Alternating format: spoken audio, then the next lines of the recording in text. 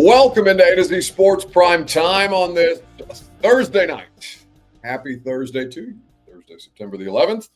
We are getting ready for Thursday night football between the Commanders and the Packers at Lambeau Field. Should be a fun game, a fun matchup. Well, we're hoping for a fun game. Projects as a fun game. We'll see if the football actually plays out that way. Micah Parsons, Jaden Daniels, should be a great time. But the headline out of Titan land today is that JC Latham has declared himself out versus the Los Angeles Rams.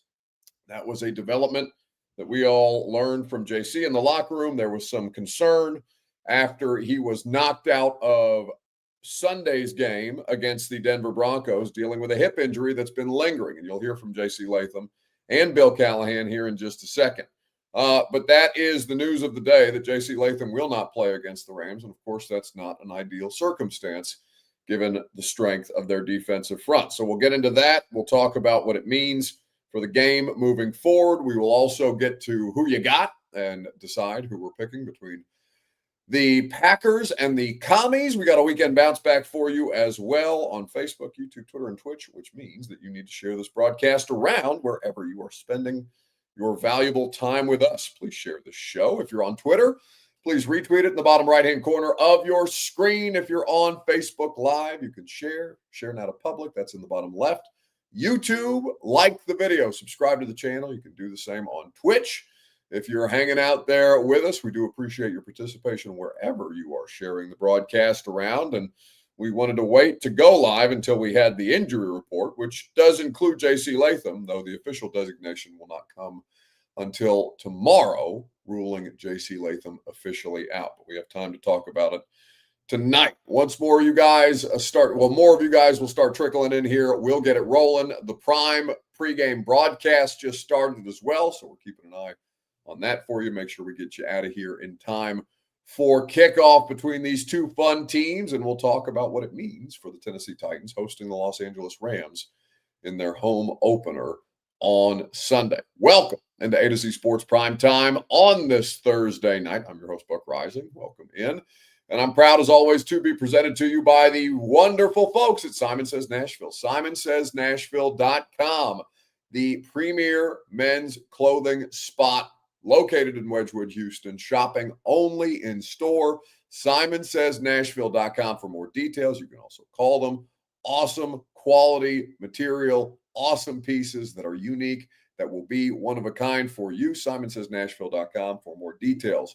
Two Rivers Ford, the South's most trusted Ford dealer, online at tworiversford.com. Quality American-made Ford vehicles and award-winning customer service are what they offer. Go to Two Rivers Ford in Mount Juliet or online at tworiversford.com like I mentioned. True Math Fitness in the Gulch, truemathfitness.com. Your first workout is free. As a Middle Tennessee resident, no workout ever recycled or repeated. TrueMathFitness.com for more details. So JC Latham is going to miss some period of time, and that some period of time will start at least on Sunday afternoon at Nissan Stadium when the Titans host the LA Rams. So this is a less than ideal circumstance because obviously, the trajectory of this situation for JC Latham, because it's something he's been dealing with for a while. JC Latham sustained this hip strain in the last official week of training camp. So JC Latham doesn't play in the in the preseason finale. Actually, he didn't play in either of the final two preseason games. The only preseason game that JC Latham appeared in was in Tampa Bay. Didn't play against the Falcons. Didn't play against the Vikings at home in the preseason finale. So this was the last couple of weeks of training camp that JC Latham strained his hip. Now, when you hear from JC Latham, he'll tell you more about how he was feeling in the lead up. But ultimately, as he worked his way through the Denver Broncos game, he was not able to continue to play. His hip strain is significant enough that it literally knocked him out of the game. So with that, it's a situation that they may have to manage for at least a period of time. How long that's going to be, we have no idea. But what we have is a situation where you have very little margin for error on the Tennessee Titans roster to begin with. And if you start missing critical pieces and parts, especially those pieces and parts in front of Cam Ward, then you're in a really bad spot. You're putting Cam Ward in a bad spot. And I don't mean that JC, just because he's hurt, I mean, he is putting Cam Ward in a bad spot, but not intentionally, of course. But it does, because there's a huge drop-off between JC Latham, the number 7 overall pick in the draft, and Oli Udoh, who is his backup and who immediately allowed 2 sacks when he went into the Denver Broncos game. So you're going to hear from JC Latham here in just a second. The question for you this evening on Facebook, YouTube, Twitter, and Twitch: what's the biggest key to the Titans' success on Sunday? Let me know, and we'll talk about it together. If you think that they are dead on arrival, you're allowed to say that. If you think that there is still something that they can exploit against the Los Angeles Rams, we can talk about that too. But what is the biggest key to the Titans' success against the LA Rams on Sunday, especially considering the idea that JC Latham will miss this game? We'll talk about it together right after I remind you that the Primetime program is made possible by Two Rivers Ford, the South's most trusted Ford dealer. They are the car dealer, which means that they don't put any pressure on you throughout the course of the car buying experience, because their sales team doesn't work on commission. They get a paycheck whether they sell you a car that day, that week, that month, or not. Two Rivers Ford makes the car buying process fast, easy, and fun, because there is no pressure on you as the customer. That's how they've been doing business for over 4 decades in Middle Tennessee. That's Two Rivers Ford in Mount Juliet, or online at tworiversford.com for more details. Okay, JC Latham out for this game. What's the biggest key to the Titans' success? Do you think the Titans are capable of having success in this game? Let's hear from JC Latham in the locker room earlier today. Yeah, it just made it worse. Thought I was good to go by the game. I felt amazing when the game came, and then a couple plays in, things just started to happen. So it's pretty frustrating to do. Is it a pain tolerance injury, or is there something you can do? Just no, it's just, it's a strain, so you really can't really do anything. You take all the treatment and all the medication that you have to take to make it get better and reduce inflammation, but that's pretty much it, though. Is it one of those things where if you were an interior player, like a center or a guard, so it's not just a lateral movement issue? It's like extending and contracting back in. So whenever you do anything of that nature, it's one of those type of. What's a week like, JC, when you're not able to practice, trying to stay up to speed? I'm still taking the approach mentally that I'm, a starter. So, I try to get as much film this week as I was last week. Taking the same approach. Our coach has us do an intricate film book study guide that we try to do all the time, and so I still try to get as much of that built in as I can, as if I'm actually playing. Eat right, make sure my weight's where it's supposed to be at, lifting, everything like that. The only thing that I'm not doing is just playing, so everything else is the same. Yeah, so you're out this Sunday? Yeah. So, he basically said it without saying it, but Corey Curtis asked him directly, so you're out on Sunday. And JC Latham, in a moment that I'm sure is going to get him chastised by his coaching staff, said, yeah, he's not playing on Sunday. So that's not ideal, right? And JC Latham didn't have a good game. None of the offensive linemen had a good game against the Denver Broncos, and there will be offensive lines throughout the course of the season. The Colts are going to play the Broncos this weekend. I'm sure the Colts line will struggle, or you would hope that the Colts line would struggle almost as much as yours did. Your offensive line, though, is supposed to be a significant upgrade from what you've dealt with in years past. And what immediately happened in this game, maybe not immediately, but over the course of a 60-minute football game, they gave up 6 sacks. And that's not the place, of course, that you can exist. Now, for JC Latham in particular, he was not the primary issue, but again, he did not finish the game dealing with that hip injury. He played a total of 45 snaps against the Denver Broncos in this game. As far as his blocking goes, he allowed 2 pressures. One was a hurry, another one was a sack, but he was not, like I said, the main source of their struggles. He was fine as a run blocker. He did not fare well as a pass blocker, and that was kind of the situation that we saw the Broncos be able to take advantage of. An injured JC Latham, a struggling Dan Moore. They weren't able to help on both sides and still execute any semblance of their passing game. This is a situation for the Titans facing the Los Angeles Rams where they're going to be up against it. So the biggest key to success is protecting Cam Ward, is keeping Cam Ward clean and not making the rookie quarterback at home feel hurried the way that he was hurried in this last football game. And again, Cam Ward can also make life a little easier by not trying to extend as many plays. And I understand he's just trying to do what made him successful in college, but some of that's not going to work. And also some of it puts an additional strain on the offensive line. You can create your own pressure that way if you're just not getting rid of the ball fast enough. And that's something that we know that Cam Ward is going to have to work on, and that's fine. A curator brings up the video that was making the rounds on the Titans social media channels this week. And here, let me pull up my phone because I want to make sure I get the creator proper credit because he screen capped us talking about his video on his Instagram page. Oh shit. I don't know if I definitely follow the guy back. Hang on. Let me make sure that I can find it because it was a funny video. I wish I could play it on here for you, but it's littered with curse words.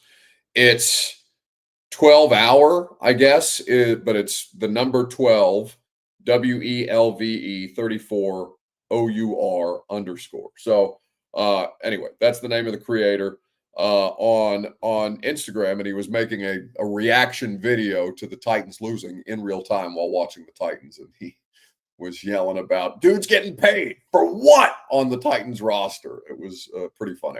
I did a terrible job explaining it. It's a much better watch than the explanation that I just gave. But I'm sure he speaks for many of you. But you can go check it out on his Instagram page. It's just frustrating, right? Because you're a game. You're not even 2 games into the regular season. You got your second game coming up, and your offensive line is already down. And that was going to be one of these things that was going to help raise your floor as a football team. They can't win with Oli Udoh playing right tackle, especially given some of the fronts that they're going to face. Guys, they have the Broncos, Rams. The Colts aren't a bad defense, but they're not the best defensive front in football, although they did a pretty good job against Miami on Sunday. Now, the Dolphins might be terrible anyway, but still. So you've got 3 of the 4 best defensive fronts in football this year. Broncos, at Broncos, home for the Rams this Sunday, and then in week 4, after you play another home game against the Colts, you'll go to the Houston Texans, who have, they may lead the league in sacks this year if it's not the Denver Broncos, and you're going to face those 3 defenses and a defense in Indianapolis that's not bad by any stretch of the imagination. That's Cam Ward's welcome to the NFL. And you can say that a lot of teams have good pass rushers, and those positions are at a premium, and they're doing it. They're obviously going to find ways to. There's going to be teams that are better at getting after the quarterback than others, but 3 out of those 4 in particular are going to be the best sack defenses in football this year. Billy Sullivan says the Dolphins are bad. Tua is not a good quarterback. That's fine. The Colts still whipped the shit out of them, and they did exactly what you should expect a better football team to do to a lesser football team, which is whip the shit out of them. It's why I expected the Broncos to whip the shit out of the Titans this past Sunday. And to the Titans' credit, they didn't get their asses whipped. They whipped their own asses, right? With the way that went down, which was an even more frustrating way to lose. Brad on Facebook Live says, can't have another season with offensive line issues. I can't take it again. Stay with me, Brad. But I get it, man. I get it. It's awful. It has been horrendous. And you're going to hear from Bill Callahan on consistency in the Rams front, improved consistency from their unit and the Rams front here in just a second. Right after I remind you that the Primetime program made possible by SimonSaysNashville.com, the premier men's clothing shop located in Wedgwood, Houston, has all manner of great offers for you when you go and shop with them in store. In fact, it's right by my gym. It's really conveniently located. I've got a couple. I said I was going to wear something from Simon Says on the show tonight, and I forgot to do that. But at some point, we will do that because it's great stuff. You could get me something. You can get me something. Wouldn't that look cool in that? I give you my old clothes so that you can use them as aspirational clothing and try and lose weight. How's that going? It's going. I'm losing a little bit around the. I got to get rid of this. I'm about to retire the background. Can't show you my wrists no more. Y'all don't even know. I'm so glad he interrupted a live read for that. SimonSaysNashville.com for your clothing needs in the Middle Tennessee area. I promise you will be impressed. Simon says Nashville.com. All right. So with all the different things that you're up against another front that is incredibly talented and very effective. They're not as good a defense, top to bottom, as the Denver Broncos are. They certainly don't have the corners that the Denver Broncos do, but they've got that front, and that front is very skilled at whipping people's asses, which you're trying to avoid again. There were some really good flashes of what we did in the running game. And also there were some protection downs that were really outstanding. But overall, we need to get better. We need to improve, especially on our edges. With that depth across the Rams front, is it realistic to get them with 5, or are you going to need some help this week? Well, I think that the system, and the play calls and, all the different variations we have, is going to work to try to neutralize that. But they're pretty awesome, we got great respect for what they do in their stunt package and their pressure package, and that's kind of where they live. And they do a great job of, mixing up their games and along with their pressures, and just their isolated rushes are very good. So we got our hands full, on the edges, with Verse and those guys. So it's going to be a real challenge, no doubt. You guys, we got Randy Jordan to be the Bill. That is Titans offensive line coach Bill Callahan speaking with the media this afternoon after practice. So a pretty awesome Rams front is what they're up against. Now, the pressure numbers for Los Angeles, I mean, they do stand out. And listen, the Houston Texans offensive line is not a good unit. It's probably going to end up causing them problems throughout the course of the entire season, and that's kind of the expectation. But they had a total of 18 pressures did the Los Angeles Rams on CJ Stroud in this past game. They sacked him 3 times. They hit him 4 times. They hurried him 11 times. They also batted down a pass and found ways to be effective in stunts and games up front. It's not just Jared Verse, though that's the name that's most famous now, because you've got Teron Armstead, who recently retired from football, talking about him as one of the 3 guys that he, was comfortable retiring because he played against Jared Verse, who was a rookie last year and was the defensive rookie of the year. Byron Young from Tennessee has had a much better NFL career than I expected him to have. They've got guys like Poona Ford and Kobe Turner who are effective. Titans legend Larrell Murchison plays for the Los Angeles Rams. He's been there for a couple of years now, to his credit.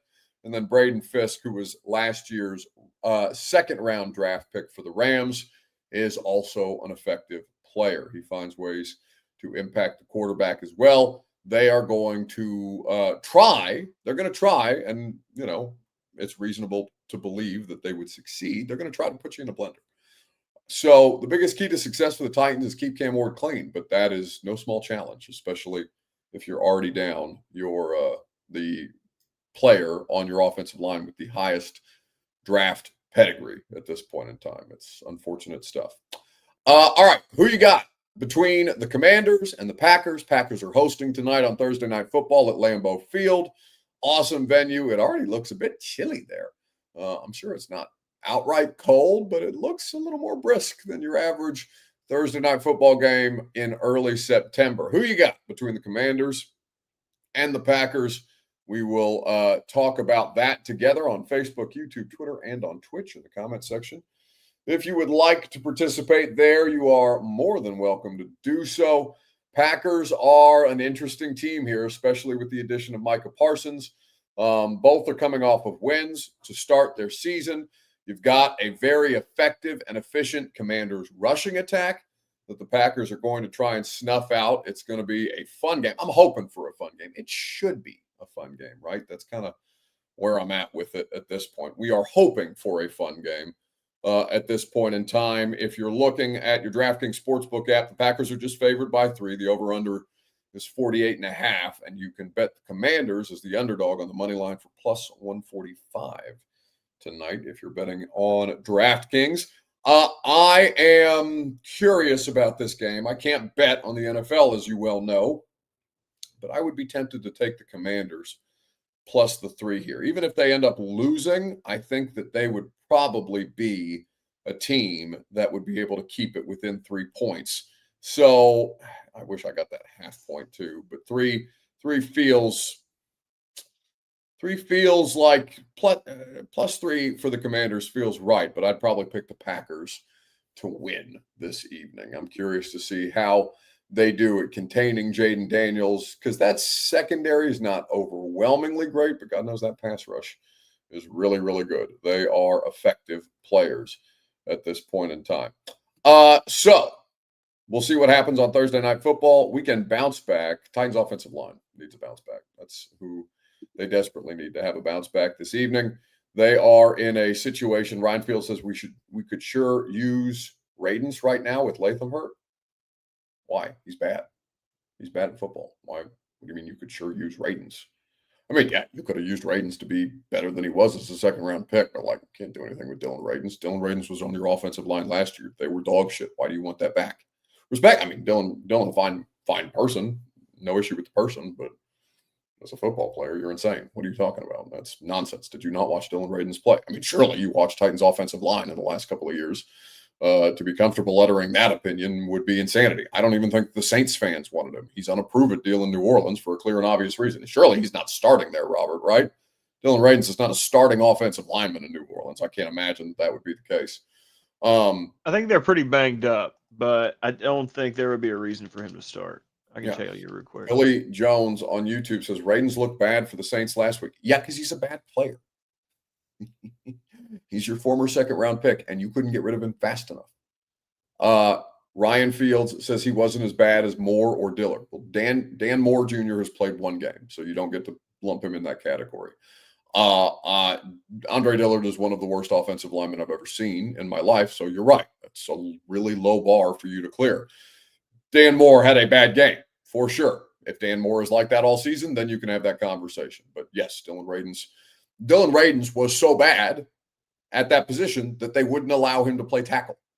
So they wouldn't even let him play the same position as Dan Moore and Andre Dillard because he was so bad at it. If you can't see that, if you're not aware of that, I don't know how. We've spent so much time talking about shitty offensive linemen, and I know that Dillard and Dennis Daly get a lot of the attention, but like, Ryan, buddy, you are out of your mind, completely out of your mind at this point in time. If you think that Dylan Radens would offer you anything, that's like saying, bring back Nicholas Petit-Frere.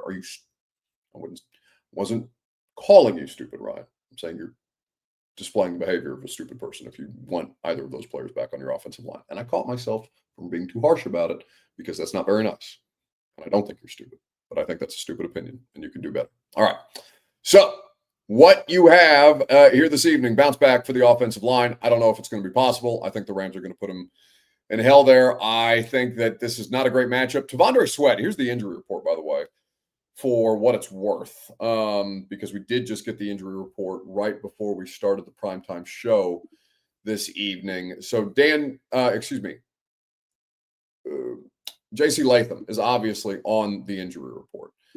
T'Vondre Sweat is also on the injury report, which is a concern because if you're going to find ways to beat the Rams, you are going to have to do it with interior pressure. If T'Vondre Sweat is not there and he did not practice for a second straight day, which makes me think that he is not going to be available, that's a guess, not reporting anything, obviously. We'll see what happens with Sweat. I think they're going to try and kick the tires tomorrow and try and keep him, as much off of the ankle as humanly possible. And then if he can go, he can go. But I would be pessimistic about that. He will at least have a questionable designation. But the injury report right now, players who did not practice today, Quandre Diggs, who played a great many snaps for you, but he's a vet. JC Latham, who's not going to play. Khalil Mullings, who is dealing with an ankle injury. And T'Vondre Sweat, 2 days, no practice with an ankle injury. Snead, limited. Kevin Winston Jr., hamstring, limited. And then Arden Key, also, speaking of pass rush. Pec injury, limited for Arden Key. So not ideal. You can try and bounce back at this point in time. I don't think this is the game that you are going to bounce back, but if you would have to pick a unit for the Titans to bounce back, it would be the offensive line situation. This is probably not the week that I would pick to do it, but such is life. We'll see what happens. Again, I was surprised they kept it as close as they did. I was surprised they kept it within one score against Denver. To their credit, to also their detriment, they shit the bed. Like, they beat themselves the Broncos defense beat them too, but Bo Nix didn't beat them. Bo Nix tried to beat himself. He was offering up turnovers for the Titans to take advantage of at nearly every turn. 2 interceptions. He lost a fumble. They muffed a punt, and you still couldn't beat that team. So that is the fact that you were within one score that way, 8 points, one score. They get more credit than I was ready to give them, but it's even more infuriating then when they keep it as close as they did in a game like that, and they find ways to lose it. So maybe they'll make some improvement on the penalty front. I don't think that Brian Callahan is going to have another moment like he did this past Sunday. At least you would think not. I think he's more than capable of handling that situation. I think he just got caught up, and that's unfortunate because it did cost his team in some form or fashion. Wasn't the only reason they lost, but it was a part of it. And so I wonder what Sunday is going to look like. I have a feeling I know what it's going to look like, and I can't imagine it would be much different than this past Sunday's result. But we'll see. We'll see if Cam's able to work some magic, and that's just kind of it's kind of what you're banking on or hoping for. Not even banking on at this point in time, because you shouldn't on paper you shouldn't win this game. But that's why you play. So we'll find out on Sunday between the Titans and the Rams. Looking forward to seeing you guys at Nissan Stadium. We'll be outside doing the pregame show. It's going to be hot. Make sure you wear your sun protection. Make sure you're hydrated. Going to be outside the north end zone on Sunday morning from 9 to 11 a.m. It'll be me and Blaine Bishop. I don't know who's hosting that show. Robert, who's hosting the pregame show? Do you know? Do you have any idea? Because I thought Brent was doing it. I thought Zach, it's not like you're doing anything. You're playing video games and looking at your phone. What do you want? No, I feel like you ask this question every single week. Like, don't we get an email about this? Like, is there an email? I don't know. I don't read my email. Let's see. Because I thought it was going to be Brent and Blaine and me, but I don't know if that's changed. I think it's Zach and Blaine. And that's like what it's going to be all year? I think. Okay. I don't know. That ain't my show. Yeah, I can't find the email, but there's been an email. All right, very good. He can't find it. I don't know. I don't read my email. So it'll be somebody with me and Blaine Bishop. Whoop, whoop, whoop. On Sunday outside of Gate 3. I hope you guys enjoy. Hope that it doesn't go the way that you probably think it's going to go on Sunday for your sake, just because God knows. That's going to be an exhausting topic of conversation come Monday morning if both the Titans and the Vols sustain a loss, because Tennessee hosting Georgia. I'm going to that game. I don't know if Robert and Lucas got tickets. I got tickets, but they have not yet received their tickets, it sounds like. I'm going to be there. You'll be there? You weren't even there on the screen. I will be there. All right. So apparently we're going to be in Knoxville. I'll be at the game. I don't know if the two of them are going to get in. But have a great weekend. I hope the football goes better than you expect it to go, but it's a tough spot for everybody involved. Radio show tomorrow. Chris Doring of the SEC Network. We'll talk Georgia Vols. Coach Dave McGinnis of Titans Radio. He'll be on the show. Brett Kern on the show in the noon hour. It will be a great time had by all. And if I don't see you tomorrow morning at 10 a.m., I'll probably see you Sunday. Or if you're wandering around Neyland Stadium on Saturday, I'll be there too. See you guys. There's a very low percentage of this that is smiles,